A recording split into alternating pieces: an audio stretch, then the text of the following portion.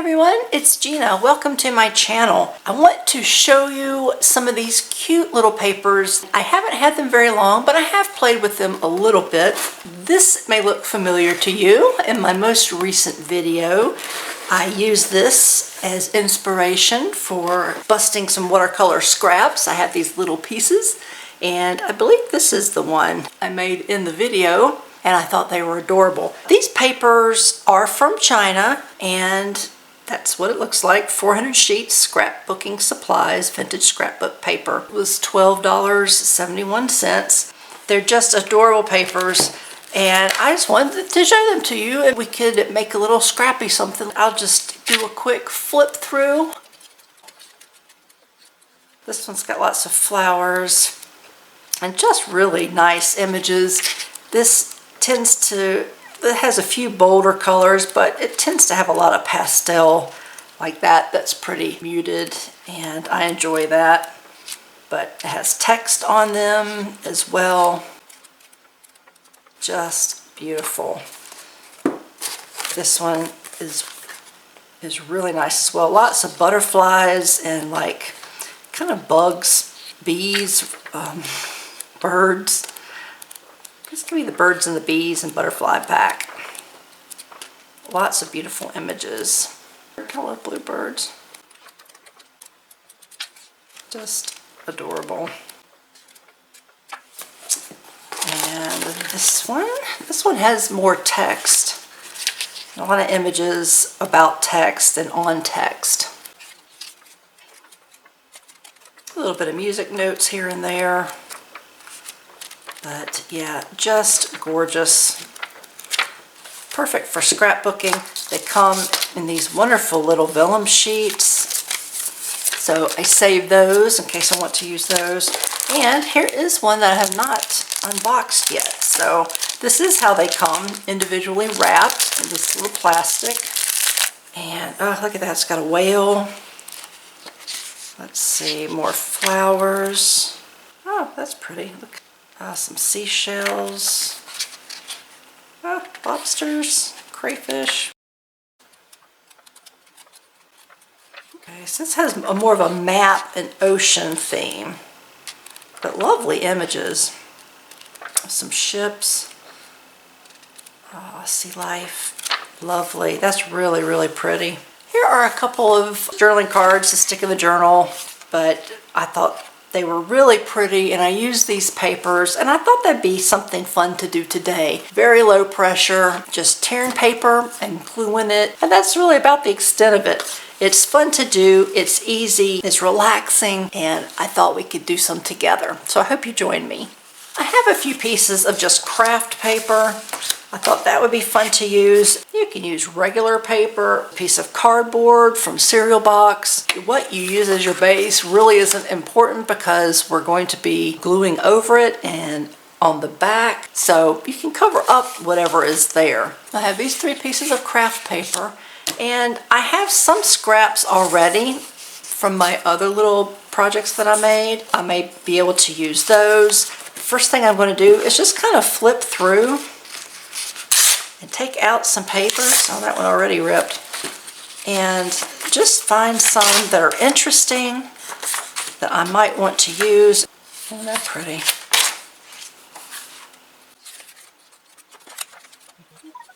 Oh, I love the one with the bees. Seems like a lot of the ones I ripped have burgundy colors in them, so I think I may want to keep with that. That way I can mix and match, and they should all work well together. All right, let's see what we can make with this. Now, obviously, we're not going to use all of it, but it's nice to have options. So I just start by ripping them, and just laying them down and mixing and matching and just seeing what works well together. Now, sometimes I'll have an image where I think, okay, I don't want to rip in the middle of it. So in that situation, try to be mindful of how I'm ripping, but images like this, it doesn't really matter. I just rip. Let's see.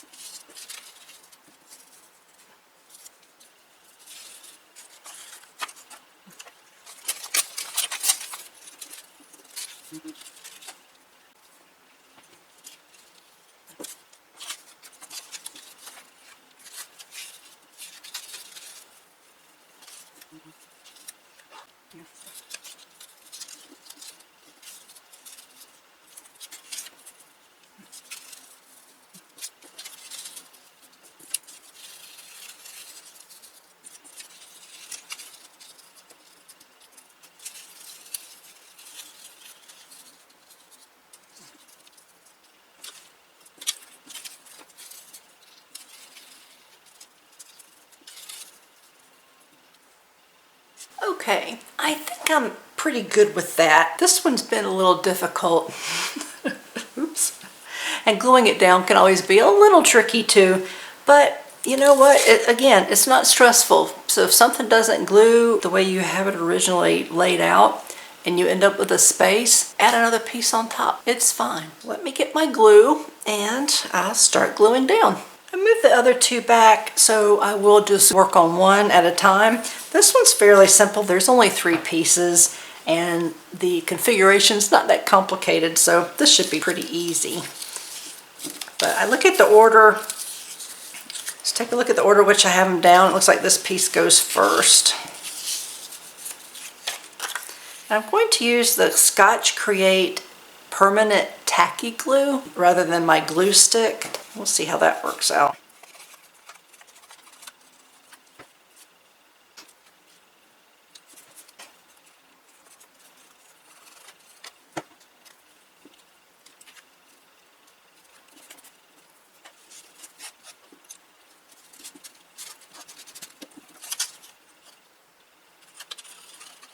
I do like this glue. I think it sticks really well. The tip though, I think is a little bigger than I would like. I might need to transfer it into another bottle with a smaller tip. That way I won't waste as much either. I do like that you have a little wiggle room. Once you put it down, you have a moment to adjust before it really adheres. I'm just going to cut off what's left over on the edges.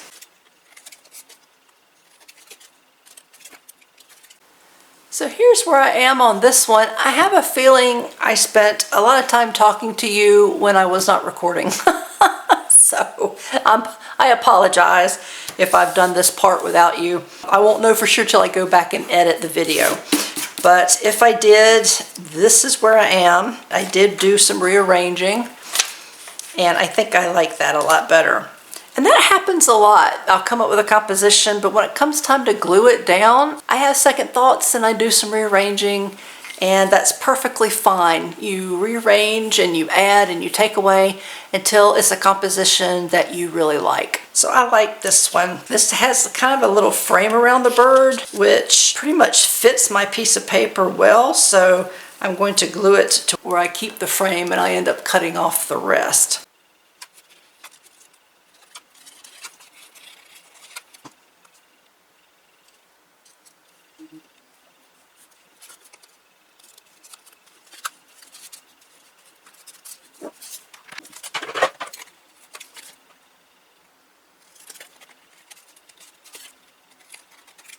Now that our papers are on, it's time to do a little embellishing. Now, the ones I did before, I kept very flat. This one, actually, I haven't done anything to. It's just the papers. I just did very little drawing with the pen right around the scissors. And I got a little more creative on this one, using the paper to cut petals and made a little flower and then drew the leaves with a pen. So everything is quite flat, and I think I want to stay with that style. I'm going to do one at a time, and let's see, for this one, I think I want to doodle. There's lots of leaves. I'm going to doodle some type of plant. Start out with a number 4 nib. I'm going to doodle just something really easy, having a little play with some papers. No need for stress in this project.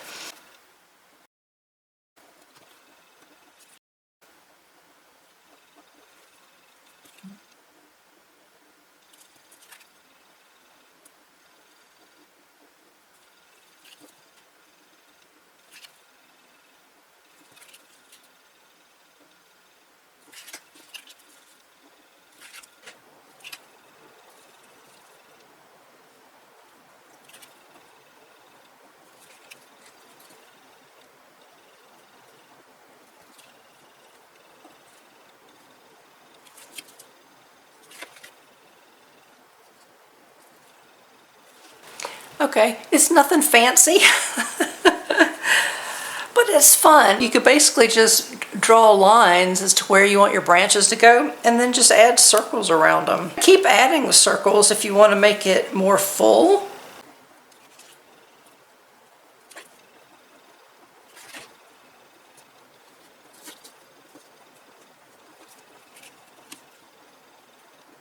There we go. Now it's a little more full.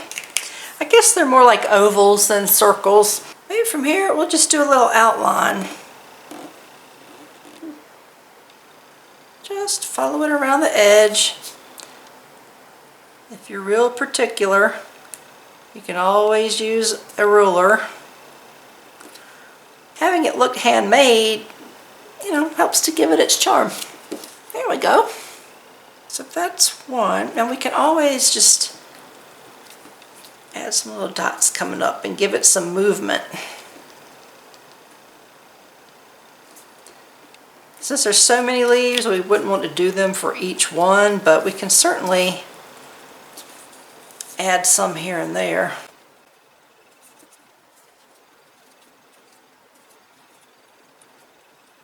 Now the only other thing I want to do is, I didn't ink the edges before I put them down, so you can go ahead and add some ink to them once they're already glued. It's not quite as easy and it doesn't quite look the same, but it's what I did on this one, and it gives it enough to where you can see it. It accents where the tear is, and that's really all I'm looking for here.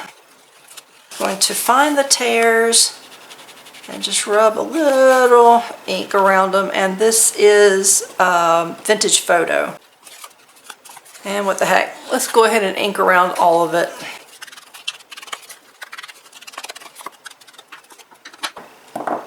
There we go. I think I'm going to call that one done. Okay, for this one, now this one has a picture of a little bee on it, so I think I'm going to go with that theme. I have carved out a little stamp, and I have a video or two about how to carve your own stamps, and it's fun. I'm still learning. This isn't the most spectacular bee. I have a hard time getting nice, clean images. This one turned out fairly well, and I like its grunginess.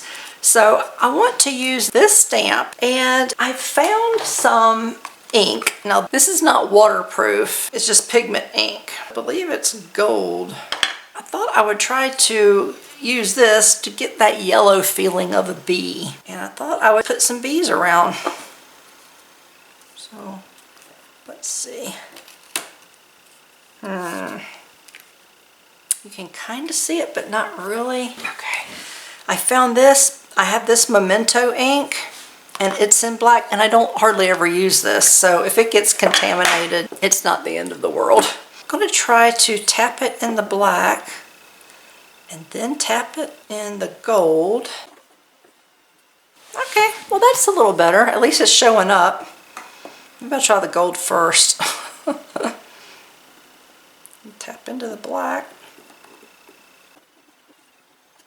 Okay, not bad. I'll tap it off in between. I'll try to stick right to this corner so I won't contaminate the whole thing. Okay.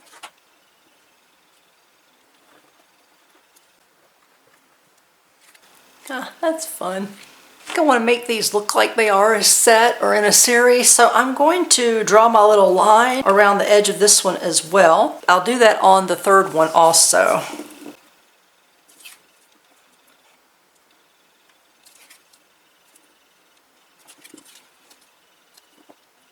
Put little loops on the ends just for fun. Now let me do some inking.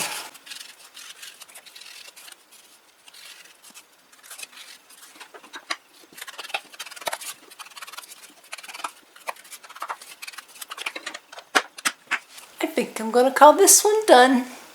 I'm not quite sure what I'm going to do with this one yet, so I'm going to go ahead and draw my little lines around and maybe do my inking while I give it some thought. Well, I've been sitting here thinking about a few different things to do, and I can't think of anything that I could do to where I would like it better than the way it looks right now. So I'm not going to do anything. I love how this one looks just as it is, and I think I'm going to leave it alone. And you know, there's nothing wrong with that. Just because you're doing something artsy or craftsy, it doesn't mean you have to go crazy. I'll put it together. I like how it looks. And all the things I think to do won't make it look better. So, hey, be happy with where it is and enjoy it. And that's what I'm going to do on this one. Now, to make up for not doing anything on this one, I want to work on this one a little bit more. I got looking at it and I decided it needs to either have the leaves filled in completely or have lines in them. It just needs a little bit more than what I've got. So I may end up doing a combination of adding lines to some and maybe just coloring in like the smaller ones. That will take a while because there's a whole bunch, so I might show you a little bit and skip ahead to the end.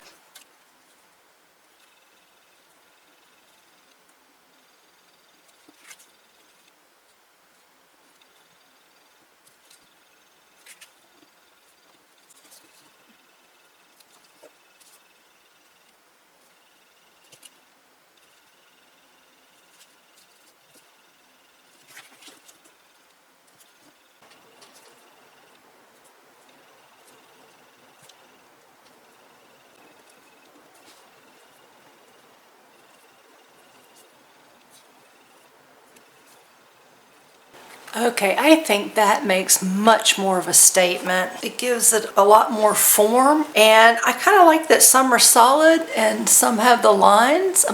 Hopefully that shows up, but yeah, I like that a lot better. I also went ahead and put some paper on the backs. This one takes up just about everything. This one leaves a little more edge. You make them however you want, but I will show you a quick and easy way to cut your papers. So I still have this one. This is the paper that I used. I laid it down and kind of put it right against the edge and then just shift it up. And I left a little bit up top and then a little bit on this edge. And from there I just took a pencil and lightly drew lines. I got my little ruler and tore it. You have a piece of paper that perfectly fits the back. Depending on how much diagonally you move it up, depends on how much space you're leaving around. So I am fine with how that turned out, and then I'm just going to glue it down.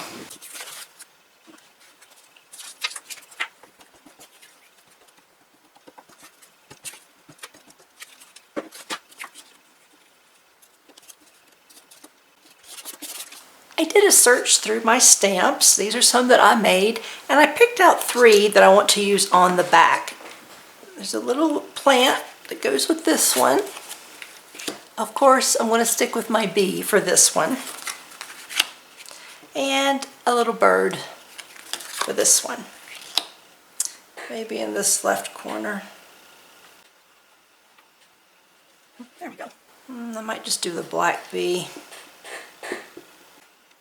on the right corner. And my bird, I'll put this one right at the top. There we go. I will go ahead and ink up the edges just a little bit so that way it'll go with the other side. There we go. We have 3 journaling cards. Easy peasy. We just ripped up some pretty papers, put them together, did some doodling, did a little bit of stamping and inking, and we are done. So there's our first one. Here's the second one. I love this one. I really love the bees. I'm kind of partial to that crown too. I think it looks cool. A little bee on the back. And this one, its simplicity is just beautiful. So it is just that easy to make journal cards. I hope you give this a try. Don't be afraid to rip your papers. It feels really good. If you found value in this video, please give me the thumbs up and leave a comment. Share how yours turns out. What papers did you use? What did you doodle? Did you stamp instead? I'd love to know. Well, that's going to be it for this one. I'll see you in the next video. Bye.